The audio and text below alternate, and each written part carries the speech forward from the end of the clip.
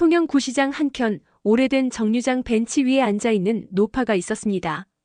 회색 바람막이와 물이 스며든 낡은 운동화, 그리고 헝클어진 흰 머리카락.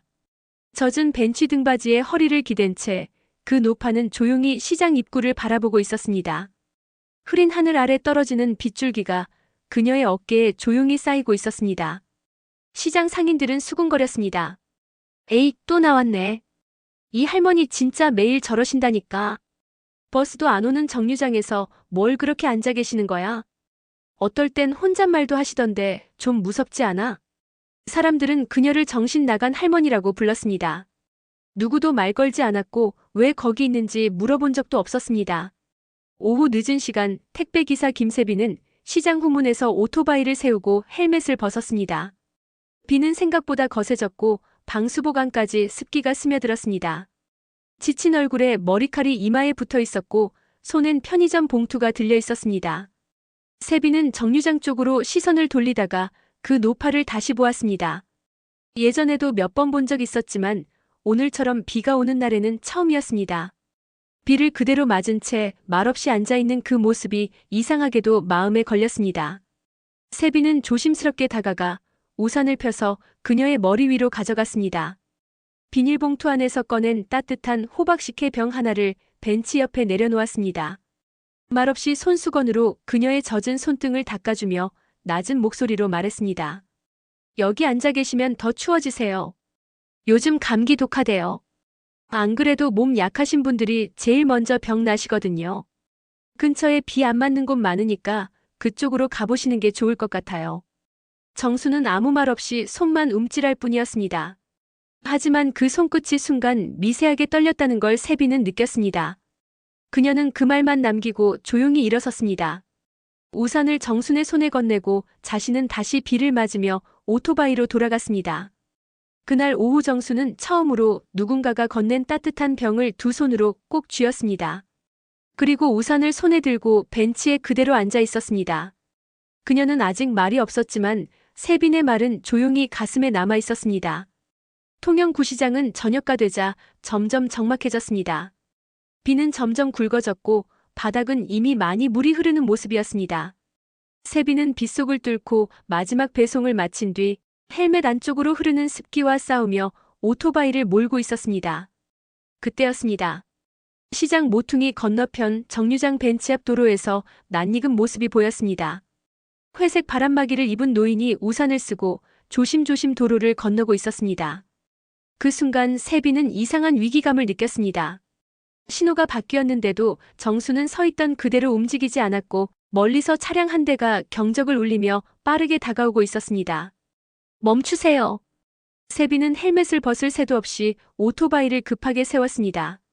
도로는 미끄러웠고 타이어가 빗물 위에서 미끄러지며 오토바이는 넘어졌습니다. 오토바이를 버려둔 채 세빈은 그대로 정순을 향해 뛰어들어 몸으로 밀쳐냈고 자신은 옆으로 굴러 의자에 부딪혀 쓰러졌습니다. 우산이 튕겨나가며 하늘로 날아갔고 정수는 물웅덩이 옆으로 주저앉았습니다. 다행히 차량은 급브레이크로 멈췄지만 충돌 직전이었습니다. 피가 나는 건 아니었지만 세빈은 골반과 허리를 꽤 세게 부딪혔습니다. 숨을 고르며 괜찮다고 말하려 했지만 그 순간 현기증이 몰려왔습니다.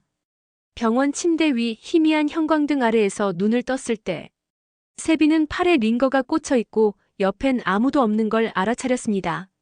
의사는 염좌와 타박상, 골반 부위 근육 손상이 있다고 말하며 며칠은 푹 쉬라고 했습니다. 문제는 치료비였습니다. 세빈이 난처한 표정으로 보험 처리를 말하자 보험 담당자는 고개를 저었습니다.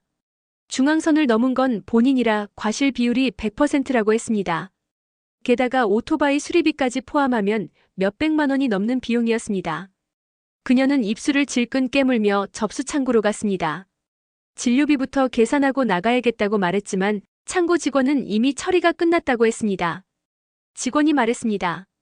이미 누군가 현금으로 내고 가셨습니다. 누구이신지 물어봐도 이름도 연락처도 남기지 않으셨어요. 세빈은 당황했습니다.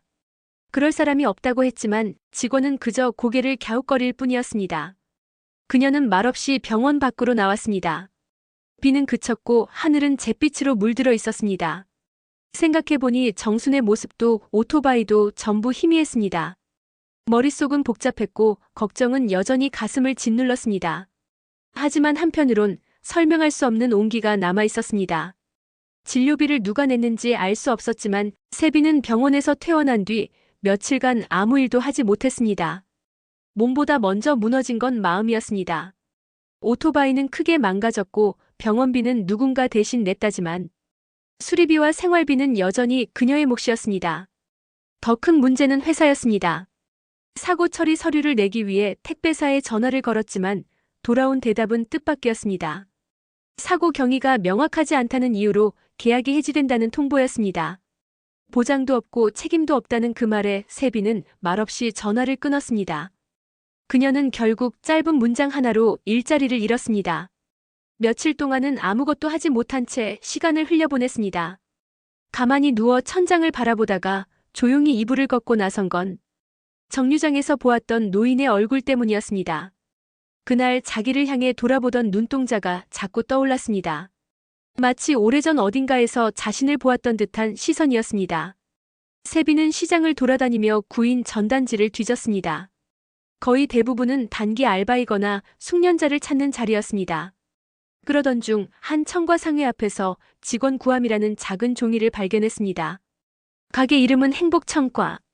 겉보기엔 평범했지만 안쪽에 들어서니 의외로 정갈하고 분위기가 좋았습니다. 들어가자 한 남자가 수박을 자르고 있었습니다. 흰 셔츠에 앞치마를 두른 그는 세빈을 보자마자 웃으며 고개를 들었습니다. 혹시 일자리 보러 오셨어요? 네, 하루에 몇 시간씩이라도 괜찮을까요? 그날 세빈은 바로 일을 시작하게 되었습니다. 가게 사장 도우는 손님에게 먼저 말을 거는 법, 상자에 과일을 어떻게 담아야 예쁜지까지 하나하나 차근히 알려주었습니다. 처음으로 누군가에게 친절한 말만 들으며 하루를 마친 날, 세빈은 집에 돌아와 눈물을 흘렸습니다. 감정이 터진 것도 아니었고 슬픈 것도 아니었습니다. 그저 이런 대우를 받아본 적이 없었기 때문이었습니다. 며칠이 지나고 세빈은 빠르게 가게에 적응해 갔습니다. 그녀는 손님의 눈치를 빠르게 읽고 아이가 때를 쓰면 작은 귤 하나를 쥐어주었고 할머니 손님이 고르다 떨어뜨린 바나나를 말없이 다시 닦아드리기도 했습니다. 도우는 그런 그녀를 흐뭇하게 지켜보며 종종 칭찬을 아끼지 않았습니다. 세빈 씨 덕분에 가게 분위기가 좋아졌어요. 요즘 단골 손님들 전보다 더 많이 웃고 가세요. 감사합니다. 저 정말 감사해요. 도우는 말없이 세빈을 바라보았습니다. 그 눈빛은 따뜻했고 조심스럽게 다가오는 진심이 느껴졌습니다. 처음으로 누군가의 따뜻한 시선 속에 스스로를 비춰본 듯한 느낌. 세빈은 조금씩 이곳이 자기 삶의 두 번째 시작이 되길 바랐습니다. 그리고 언젠가 정류장에서 우산을 건네던 그날처럼 누군가에게 다가설 수 있는 사람이 되길 바랐습니다. 그해 가을 통영 전통시장은 예년보다 조금 더 활기를 띠고 있었습니다. 지역 상권 회복을 위한 청년 창업 프로젝트가 열렸고 시장 내 점포를 운영 중인 젊은 사장들이 공모에 참여해 상생과 혁신을 주제로 발표할 준비에 한창이었습니다. 도우는 그 대회의 1차 심사를 통과한 10명 중 하나였습니다. 세빈은 밤늦도록 가게를 정리하고 도훈이 작성한 사업계획서를 검토하며 슬쩍 자신의 의견도 얹었습니다. 이 문단은 고객이 어떤 감정을 느끼는지를 더 넣으면 좋을 것 같아요. 그러게요. 역시 세빈 씨 센스가 좋아요. 이 부분 반영할게요. 그런 밤들이 반복되며 두 사람은 자연스레 가까워졌습니다. 도우는 시장에서 세빈의 손을 자연스럽게 잡기도 했고 그녀는 그의 다정한 눈빛에 마음을 열어갔습니다. 공모전 최종 발표는 한 달 뒤 시장 중앙무대에서 열리는 통영 전통시장 발전대상 시상식 행사에서 진행될 예정이었습니다. 우승자에게는 점포 지원금과 함께 상금 3천만 원이 수여되고 지역방송에도 소개되는 기회가 주어졌습니다. 도우는 말했습니다. 우리 가게가 수상하면 그날 사람들 앞에서 얘기할게요. 우리 둘 사이 이야기요. 세빈은 가슴이 벅차올랐습니다. 누구에게도 떳떳하게 소개된 적 없는 자신을 공개적으로 인정해준다는 말이 너무 고마웠습니다. 그날 이후로 세빈은 더 열심히 일했습니다. 어깨에 무리가 와도 피로가 쌓여도 가게 문을 열고 닫는 매 순간이 설렘이었습니다. 그리고 어느새 행사 당일이 다가왔습니다. 시장 중앙 무대엔 빨간 현수막이 걸리고 주최 측 마이크 리허설 소리가 울려 퍼졌습니다. 도우는 새 양복을 차려입고 나타났고 세빈에게도 평소보다 더 따뜻한 눈빛을 건넸습니다. 그날 세빈은 정순이 행사장 뒤편에 조용히 앉아있는 것을 발견했습니다. 언제나처럼 회색 바람막이 차림에 아무 장식도 없는 낡은 운동화. 그녀는 그냥 가만히 세빈을 바라보고 있었습니다. 할머니, 오늘 오셨어요? 정수는 고개를 살짝 끄덕였지만 아무 말도 하지 않았습니다. 세빈은 그녀의 침묵이 오늘따라 왠지 낯설게 느껴졌습니다. 하지만 곧 무대를 향해 고개를 돌렸습니다. 지금은 도훈의 손을 잡고 올라설 순간만을 생각하고 싶었습니다. 그때까지는 정말 몰랐습니다. 그날의 미소가 그토록 쓰라린 기억으로 남게 되리라는 걸. 무대 뒤편에서 사회자의 목소리가 울렸습니다. 통영 전통시장 발전 대상 최종 수상자는 바로 행복창과. 순간 무대 조명이 환하게 밝혀졌고 사람들의 박수가 쏟아졌습니다. 세빈은 깜짝 놀라 도훈을 바라봤습니다. 그는 환하게 웃으며 단상으로 향했고 세빈의 손을 잡지 않았습니다. 잠시 머뭇거린 세빈은 뒤따라 무대 옆으로 걸어갔습니다. 도훈은 마이크를 잡고 말했습니다. 먼저 이 상을 받을 수 있게 함께 해준 우리 파트너에게 감사를 전합니다. 그리고 이 무대에 함께 오른 제 공동대표를 소개하겠습니다. 송지영 씨, 나와주세요. 무대 뒤편에서 차분한 정장을 입은 여자가 걸어 나왔습니다. 그녀는 단상 위로 올라가 도훈의 옆에 나란히 섰습니다. 도훈은 그녀의 손을 살짝 잡고 말했다고 했습니다. 저희 둘은 곧 결혼을 앞두고 있습니다. 순간 세빈의 가슴이 얼어붙었습니다. 청중석에서 박수가 터져나왔고 환호가 이어졌습니다. 누군가가 말했습니다. 와, 선남선녀네. 정말 잘 어울린다. 세빈은 무대 옆에서 꼼짝도 할 수 없었습니다. 도훈이 그녀를 쳐다보지도 않은 채 계속 말을 이었습니다. 여기까지 오기까지 도와준 직원들에게도 고맙습니다. 특히 열심히 일해준 알바생분들 덕분입니다. 알바생. 그 순간 세빈의 눈이 흐려졌습니다. 가슴 밑바닥에서부터 끓어오르는 무언가가 목까지 차올랐습니다. 그동안의 말들, 우린 하나야. 내 월급은 결혼자금으로 따로 모을게. 사람들 앞에서 말해줄게. 그 말들이 단어 하나하나가 가짜였다는 걸 모든 사람 앞에서 깨달아야 했습니다. 누가 키득거리며 말했습니다. 에이, 저 여자 착각했나 보네. 혼자 연애한 거 아냐? 또 다른 목소리가 들렸습니다. 요즘 애들 다 그런 말 믿고 사랑하는 줄 알아. 세빈은 귀를 틀어막고 싶었습니다. 그냥 조용히 사라지고 싶었습니다. 하지만 다리가 움직이지 않았습니다. 그 자리에 그대로 얼어붙은 것처럼 서 있었습니다. 그때였습니다. 누군가가 그녀 옆에 조용히 섰습니다. 고개를 돌리자 익숙한 회색 바람막이가 보였습니다. 정순이었습니다. 그녀는 아무 말 없이 조용히 세빈의 어깨 위에 손을 얹었습니다. 지금은 아무것도 하지 않아도 괜찮다는 듯한 괜찮다고 말하지 않으면서도 모든 걸 이해하는 손길이었습니다. 그 손길에 세빈은 그만 무너져 내리고 말았습니다. 말없이 눈물이 흘렀고 고개를 숙인 채 모든 조롱과 박수 소리를 뒤로한 채 정순과 함께 행사장을 빠져나왔습니다.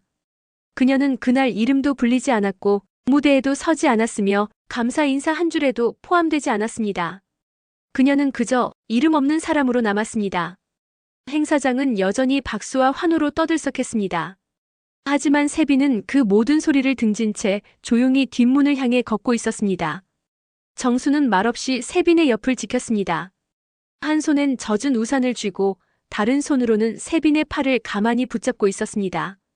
그녀는 아무 말도 하지 않았지만 그 손길이 이상하게 따뜻했습니다. 숨이 가쁘고 눈앞이 흐렸습니다. 괜찮아요. 저 정말 괜찮아요. 그렇게 말했지만 목소리는 떨렸습니다. 그때 행사장 안에서 사회자의 목소리가 다시 울려 퍼졌습니다. 이번 시상은 특별하게 준비된 자리입니다. 전통시장 발전 대상의 실질적 후원자이자 시상 집행자이신 이 일대 재산권자인 분을 모시겠습니다. 사람들이 웅성였습니다. 아니, 이런 자리에 그런 분이 직접 오신다고? 누구지? 투자사 쪽 인물인가? 그 순간 무대 뒤편에서 회색 바람막이를 입은 노인이 천천히 걸어 나왔습니다. 축축한 운동화, 단추 하나 빠진 외투, 그 누구도 상상하지 못했던 모습이 단상 위에 섰습니다. 사회자는 마이크를 붙들고 다시 말했습니다. 소개합니다. 이 지역 전통시장 지구 전체의 실질적 소유자이자 시장 현대화 프로젝트의 후원자이시지만 한 번도 공개석상에는 나온 적이 없으셨던 오정순 회장님이십니다. 순간 행사장이 얼어붙었습니다. 누구도 웃지 않았고 박수도 멎었습니다. 도우는 입을 벌리고 그녀를 바라봤습니다. 그 옆에 선 송지영 역시 고개를 돌린 채 정순의 얼굴을 똑바로 쳐다보지 못했습니다. 정순은 마이크 앞에 섰습니다. 오래된 목소리였지만 단단했고 망설임이 없었습니다. 전 오늘 이 자리에서 질문 하나를 던지려고 나왔습니다. 누가 이 시장을 아름답게 만들었는가입니다. 상인입니까? 대표들입니까? 아니면 공무원들입니까? 잠시 침묵이 흘렀고 정수는 단상을 내려다보며 이어 말했습니다. 오늘 무대에 오르지 못한 아이가 있습니다. 가게를 살리고 손님을 웃게 만들고 누구보다 열심히 일했지만 이름조차 불리지 못한 아이입니다. 세빈 씨. 그 아이는 제게 따뜻한 음료 하나 건네고 비 오는 날 우산을 씌워준 사람이었습니다. 자신의 목숨을 걸고 저를 살려준 은인이기도 했고요. 사실 저는 35년 전 이 시장에서 떡집을 운영하고 있었습니다. 제법 소문이 좋게 난 떡집은 눈코 뜰 새 없이 바빴고요. 그때 제게는 중학교에 다니는 딸아이가 있었는데 어느 날 곧 집에 가기 위해 버스를 탄다는 말을 남기고 실종이 되었습니다. 미친 듯이 백방을 찾았지만 아이는 돌아오지 않았고 3년을 생업을 포기하고 아이를 찾아다니던 저는 모든 것을 접고 서울로 올라가 정신없이 일에만 매달렸습니다. 제가 사업 수완이 좋았던 때문인지 떡집은 너무나 번창했고 저는 돈을 모으는 대로 이 통영시장에 상가며 부동산들을 사모았습니다. 70이 넘어 모든 사업을 접고 통영으로 왔는데 저는 그때 지켜주지 못했던 딸이 행여 돌아오지는 않을까? 그 버스 정류장에 매일 나가 앉아있게 되었습니다.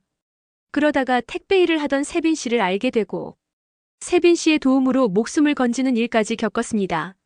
아무도 거들떠보지 않던 저를 유일하게 걱정해주던 이가 바로 세빈 씨였던 것입니다. 도은 사장님. 귀하는 이 아이의 월급을 1년 넘게 지급하지 않았고 결혼을 빙자해 사적인 감정을 이용했습니다. 도은은 그제야 앞으로 나섰습니다. 회장님 잠깐만요. 이건 오해입니다. 저희는 정식으로. 정수는 말을 끊었습니다. 그리고 그 자리에서 차갑게 말했습니다. 오늘부로 행복청과 임대계약은 해지하겠습니다. 3개월 이내에 원상 복구 후 점포를 비워주시기 바랍니다. 귀하의 재계약 요청은 거절됩니다. 사회자는 당황한 표정으로 주변을 둘러보았습니다. 사람들은 고개를 숙이거나 입을 다문 채 가만히 서 있었습니다. 정수는 마이크를 다시 들고 말했습니다. 이 상의 이름은 바꾸겠습니다. 전통시장 발전 대상이 아닌 가장 아름다운 직원상으로요. 그리고 첫 번째 수상자는 세빈 씨입니다. 세빈은 그 자리에 선 채 말없이 눈을 떨구었습니다. 정수는 단상 아래로 내려와 세빈의 손을 조용히 잡았습니다. 이 아이는 제게 말했습니다. 추우니까 병나지 마시라고요. 그 말이 참 오래 남았습니다. 그리고 오늘 전 이 아이에게 묻고 싶습니다. 다시 함께 걸어주겠느냐고요. 도우는 정순의 마지막 말이 끝나자 얼굴이 순식간에 창백해졌습니다. 송지영은 말을 잇지 못하고 서 있었고 시장 관계자들도 하나둘 시선을 피했습니다. 사회자는 상황을 수습하려 했지만 정순이 꺼낸 서류 뭉치를 보자 모두 조용해졌습니다. 이 문서는 도훈 사장이 직원인 세빈 씨에게 급여를 현금으로 주었다는 허위 진술을 반복하며 결혼을 조건으로 임금 지급을 유예한 정황을 정리한 문건입니다. 또한 도훈 사장이 시장 발전 프로젝트 예산 신청 당시 세빈 씨의 이름과 아이디어를 무단으로 활용했음을 증명하는 자료입니다. 도훈은 떨리는 목소리로 항변했습니다. 회장님 오해입니다. 저희는 진심이었고 사적인 감정이 조금 있었을 뿐입니다. 정수는 말없이 고개를 저었습니다. 진심은 숨길 수 없습니다. 그 아이는 진심으로 믿었고 당신은 그것을 이용했습니다. 그건 단순한 실수가 아니라 선택입니다. 관중 속에서 누군가 낮게 속삭였습니다. 그러게. 세빈 씨 아니었으면 그 가게 망했지. 송지영 씨는 처음 본 사람인데 대표라니 말이 돼? 정수는 차분한 목소리로 마지막 말을 이었습니다. 도훈 사장님과 송지영 씨는 통영시장 공모 사업의 자격을 박탈하며 이 자리에서 모든 권한을 회수하겠습니다. 상인 회장이 조용히 다가와 고개를 끄덕였습니다. 행 사장이 숨죽은 채 정순을 바라보고 있을 때 정순은 마이크를 다시 들었습니다. 그리고 이 자리에 제가 직접 소개하고 싶은 사람이 있습니다. 진심을 다해 일했고 아무 데가 없이 시장을 따뜻하게 만든 사람. 세빈 씨는 그 자격이 있습니다. 이 아이와 함께 저는 다시 이 시장을 시작하고 싶습니다. 세빈은 조심스럽게 단상 위로 올라섰습니다. 수많은 시선이 자신을 향하고 있었지만 이상하게도 두렵지 않았습니다. 그녀는 조용히 말했습니다. 전 이름 없는 사람이었습니다. 이 시장에서, 이 가게에서, 그리고 그 사람 곁에서도요. 하지만 이제 이름을 되찾고 싶습니다. 사람들 사이에서 작은 박수가 퍼졌습니다. 누군가는 고개를 끄덕였고 누군가는 눈가를 닦았습니다. 그날 이후 정수는 세빈과 함께 시장을 걸었습니다. 새벽에 비린내가 퍼지는 골목도, 낡은 천막이 휘날리는 입구도 이제는 다르게 느껴졌습니다. 도우는 점포를 비우고 떠났고 송지영은 공모 사업에서 제명됐습니다. 상인회는 사과문을 발표했지만 세빈은 그 사과보다 정순의 말 한마디가 더 소중했습니다. 나는 매일 기다렸어요. 이 아이가 나타나길 바란 건 아니었지만 이 아이여서 다행이라고 생각했어요. 몇 달 후 통영 구시장 초입에 새로 문을 연 가게 하나가 생겼습니다. 간판은 흰 바탕에 단정한 글씨로 써 있었습니다. 세빈 상회. 가게 문을 열면 제일 먼저 눈에 들어오는 건 깨끗하게 정리된 과일 진열대와 사람 냄새 나는 카운터였습니다. 누구보다 일찍 문을 열고 가장 늦게 불을 끄는 사람은 다름 아닌 김세빈이었습니다. 공모전 상금 3천만 원과 정순이 조용히 지원한 보증금으로 세빈은 가게를 꾸릴 수 있었습니다. 하지만 진짜 자랑은 따로 있었습니다. 이곳의 직원은 대부분 과거의 자신처럼 일자리가 없던 이들, 정규직이 되기 힘들었던 청년, 혼자 아이를 키우는 엄마, 그리고 고된 삶을 견디던 이주 여성들이었습니다. 세빈은 말했습니다. 저도 한때는 이름조차 불리지 못한 사람이었어요. 그러니 제 가게에서만큼은 누구도 없던 사람이 되지 않게 하고 싶어요. 가게 구석에는 회색 벽걸이 의자가 하나 있었습니다. 그곳은 정순의 자리였습니다. 자주 나와 계시지는 않지만 장날이면 꼭 와서 손님들과 이야기를 나누곤 했습니다. 낡은 운동화를 벗고 슬리퍼로 갈아 신은 뒤 손에 귤 한 개씩을 쥐어주는 그 모습은 마치 오래전 이 시장의 주인 같았습니다. 어느 날 시장 관계자가 찾아와 말했습니다. 정순 회장님 이 상가 일대 관리권 넘기시겠습니까? 개발 들어오면 수익배로 낼 수 있습니다. 정순은 고개를 저었습니다. 여긴 그저 돈을 버는 곳이 아니에요. 기다림 끝에 다시 살아난 자리예요. 그날 저녁 세빈은 가게 문을 닫고 정순과 함께 시장길을 걸었습니다. 노을이 가게 유리창에 비쳤고 오래된 간판들이 부드러운 빛을 품고 있었습니다. 정순은 조용히 말했습니다. 처음엔 내가 세빈이 너를 구한 줄 알았었는데 지금 생각하니 날 구해준 건 바로 세빈이 너였어. 세빈은 미소 지으며 그녀의 손을 살며시 잡았습니다. 엄마, 이젠 그렇게 불러도 되죠? 정수는 잠시 멈췄다가 고개를 끄덕였습니다. 그래. 이젠 내 딸이니까. 그날 이후로 두 사람은 서로의 가족이 되었습니다. 그리고 세빈 상회는 통영에서 가장 따뜻한 가게가 되었습니다. 이름 없던 사람들이 서로에게 이름을 붙여준 날 그곳은 다시 한번 누군가의 정류장이 되었습니다. 서로 도와준 정순 할머니와 세빈이를 응원하시면 좋아요. 부탁드립니다.